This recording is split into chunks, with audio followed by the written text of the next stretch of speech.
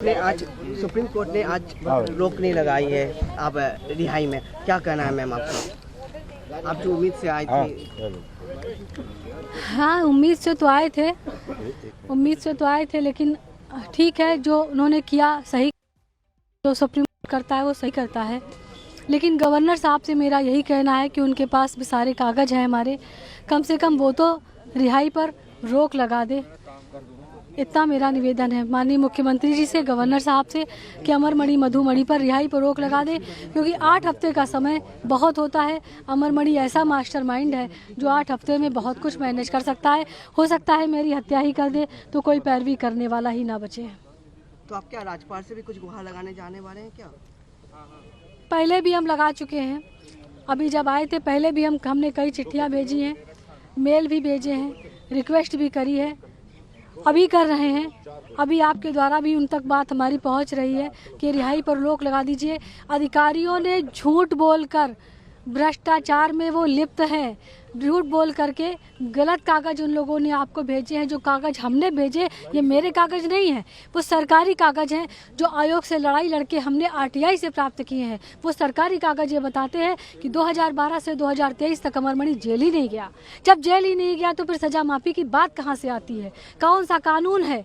मेरी समझ में नहीं आ रहा कि उत्तर प्रदेश में कौन सा कानून चल रहा है। गवर्नमेंट ने बोला है कि उनका अच्छा आचरण की वजह से उनको छोड़ा जा रहा है। अरे अच्छा आचरण तब होता है जब सुप्रीम कोर्ट के आदेश की बात मानी जाए। नैनीताल हाई कोर्ट के आदेश को जस का तस रखा था सुप्रीम कोर्ट ने, और उसने ये कहा था कि अमरमणि मधुमणि को उम्र कैद मिले। तो उम्र कैद क्या घर पे काटी जाती है? अरे भाई, सरकार कभी सुप्रीम कोर्ट के आदेश का पालन ही नहीं करवा पाई। सरकार कभी अमरमणि जेल ही नहीं गया। कौन सा अच्छा चाल चलन? हरिद्वार का कैदी माननीय मुख्यमंत्री के गृह जनपद गोरखपुर में बीआरडी मेडिकल कॉलेज में 15 और 16 नंबर पे 5 स्टार होटल में रह रहा है। तो ये अच्छा चाल चलन है? ये सारे अपराधी जेल से बाहर निकल के अस्पताल में शिफ्ट हो जाएं और जो उत्तराखंड के कैदी सब उत्तर प्रदेश में आ गए हैं। तो ये कौन सा अच्छा चाल चलन है? आप कुछ सोच लीजिए, रिहाई पर रोक लगा दीजिए। और इनको सबको पता था कि आज तारीख है, आज सुप्रीम कोर्ट में तारीख है, इसीलिए 24 तारीख की रात में ये कांड हुआ है। मधुमिता की बहन निधि शुक्ला हमारे साथ। तो 9 मई 2003 को मधुमिता शुक्ला की हत्या कर दी गई थी गोली मारकर, और जब गोली मारकर हत्या हुई थी उस वक्त मधुमिता शुक्ला प्रेग्नेंट थी। और किस तरह से टाइमलाइन है ये आपको हम दिखा रहे हैं। कोर्ट ने सुनाई उम्र कैद की सजा 24 अक्टूबर 2003 को इस मामले में अमरमणि त्रिपाठी को, और मधुमिता शुक्ला की जब हत्या हुई 9 मई 2003 को तो वो उस वक्त गर्भवती थी। इसको लेकर चलिए इस पर अपडेट हासिल करते हैं। संजय शर्मा का रुख करेंगे, हमारे साथ हमारे संवाददाता जुड़ चुके हैं। संजय, एक तरह से तो ये बड़ी राहत है अमरमणि त्रिपाठी और उनकी पत्नी के लिए। अमरमणि त्रिपाठी और उनकी पत्नी को निश्चित रूप से बड़ी राहत है, लेकिन जब याचिकाकर्ता की तरफ से कहा गया कि जिस चाल चलन की जेल में चाल चलन की बात चल रही है, वो जेल का चाल चलन, वो जेल में से ज्यादा समय तो उन्होंने अस्पताल के बिस्तरों पर काटा है। तो इस पर कोर्ट ने कहा कि सरकार का जवाब आने दीजिए। अगर हम याचिकाकर्ता यानी आपकी बातों से, आपके तर्कों से सहमत होंगे तो हम उन्हें वापस जेल भेज सकते हैं, लेकिन एक तरफा हम नहीं सुन सकते हैं जब तक सरकार का जवाब नहीं आ जाए। तो उन्हें सरकार को 8 हफ्ते का यानी 2 महीने का वक्त दिया है जिसमें वो जवाब दाखिल करे कि आखिर कौन कौन से नियम के तहत और किस तरह से उनको रिहाई मिली है। लिमिटेशन के एक्ट और सारे कानून बताएगी सरकार, और उसके बाद फिर कोर्ट अगली सुनवाई में तय करेगा याचिकाकर्ता की दलील में दम है या सरकार के जवाब। संजय, थोड़ा फ्लैशबैक में जाकर 9 मई 2003 को जब मधुमिता शुक्ला की हत्या कर दी गई थी गोली मारकर, उस वक्त से फ्लैशबैक में जाकर दर्शकों को जरा अपडेट करिए कि तब क्या हुआ था, ये पूरा मामला क्या है और अब तक क्या हुआ। मधुमिता शुक्ला की हत्या गोली मारकर की गई थी 9 मई 2003 को, और इसके बाद इस मामले पर जब ज्यादा हंगामा मचा कि उत्तर प्रदेश में वो बाहुबली नेता है और वो बहुत कुछ कर सकते हैं, रसूखदार हैं, तो इस मामले को देहरादून शिफ्ट किया गया और देहरादून में उन्हें आजीवन कारावास की सजा सुनाई गई, जिसमें मधुमिता शुक्ला, अमरमणि त्रिपाठी, उनकी पत्नी मधुमणि त्रिपाठी सहित 4 लोगों को आजीवन कारावास और एक को सबूत न मिलने के बजाय शक के बिना पर उसे छोड़ दिया गया था, बरी कर दिया गया था। लेकिन जब यह मामला नैनीताल उत्तराखंड हाईकोर्ट पहुंचा तो उत्तराखंड हाईकोर्ट ने सभी 5 लोगों को, यानी जिसे निचली अदालत ने बरी किया था उसे भी, और अमरमणि त्रिपाठी, मधुमणि त्रिपाठी और उनके 2 और सहयोगियों को, यानी कुल 5 लोगों को आजीवन कारावास की सजा सुनाई थी। तब से वो जेल में हैं लेकिन ये आरोप लगातार लगते रहे हैं कि अमरमणि त्रिपाठी अपने राजनीतिक रसूखों की वजह से वो जेल के सलाखों के पीछे की बजाय अस्पतालों में ज्यादा समय रहे हैं। और इस बात की चर्चा ये निधि शुक्ला भी कर रही हैं। लेकिन सरकार ने उनको ये कहते हुए कि उनका चाल चलन अच्छा है तो उन्हें 20 साल बाद रेमिटेशन के अधिकार के तहत सरकार ने सिफारिश की और जेल अधिकारियों की सिफारिश पर अमल करते हुए राज्यपाल ने आज संजोग से उनकी रिहाई और सुनवाई का एक ही दिन है, जिस दिन उनकी उधर रिहाई हो रही है और इधर उनकी सुनवाई हो रही है। लेकिन कोर्ट ने साफ कर दिया है कि सरकार एक बार जवाब दे, सरकार का जवाब देखने के बाद कोर्ट ये तय करेगा कि उनकी रिहाई कितनी उचित है या नहीं, यानी रिहाई की न्यायिक समीक्षा करने को कोर्ट एक तरह से मान ले तो तैयार हो गया है। संजय, पीड़ितों के पास अब चूंकि वो रिहाई भी हो रही है और सुप्रीम कोर्ट ने भी बड़ी राहत दे दी है, तो क्या अब कोई रास्ता बचता है याचिकाकर्ता के पास?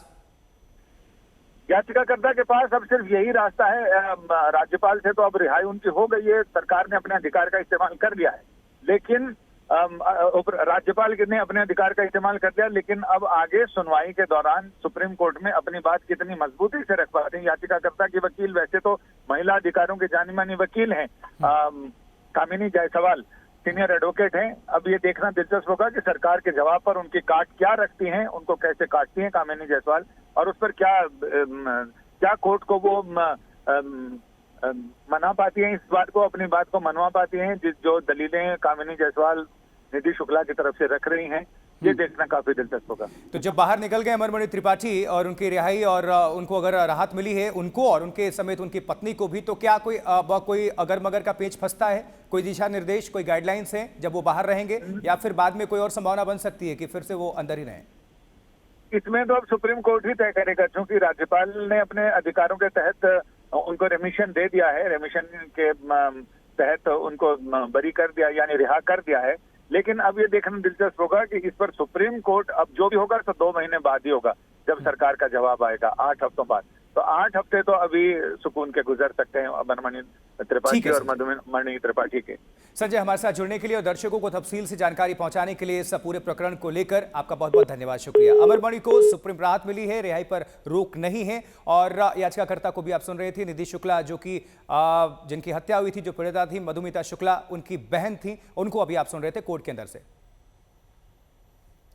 और चलिए, इस वक्त निधि शुक्ला, मधुमिता शुक्ला की बहन, हमारे सहयोगी, हमारी संवाददाता सृष्टि ओझा के साथ मौजूदगी है। सृष्टि, आप सवाल करें, बातचीत करें। मैंने जो भी किया ठीक ही किया, सारी चीज़ें पूरी नहीं होती हैं, बस हमारी यही गुजारिश थी कि जी आशुतोष, आज मधुमिता शुक्ला की बहन जो निधि शुक्ला है, जिन्होंने पिटिशन सुप्रीम कोर्ट में दाखिल की है, उनकी इस याचिका पे सुप्रीम कोर्ट ने नोटिस इशू करते हुए यूपी सरकार से जवाब मांगा है। हमारे साथ इस वक्त निधि शुक्ला मौजूद है, हम उनसे बात करेंगे इस बारे में। साहिबा को भ्रमित किया है, तो मेरी गवर्नर साहिबा से यही कहना है कि एक बार आप मेरे कागज जो हमने आपको भेजे हैं वो देख लीजिए, मेरी आवाज़ आपके कानों तक जरूर पहुंच गई होगी।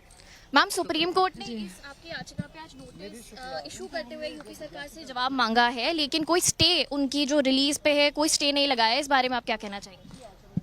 ये मेरा दुर्भाग्य है। दुर्भाग्य ना होता तो उत्तर प्रदेश में हम पैदा ही क्यों होते, जहाँ 20 वर्षों से संघर्ष करते करते आज तक इंसाफ ना मिल पाया।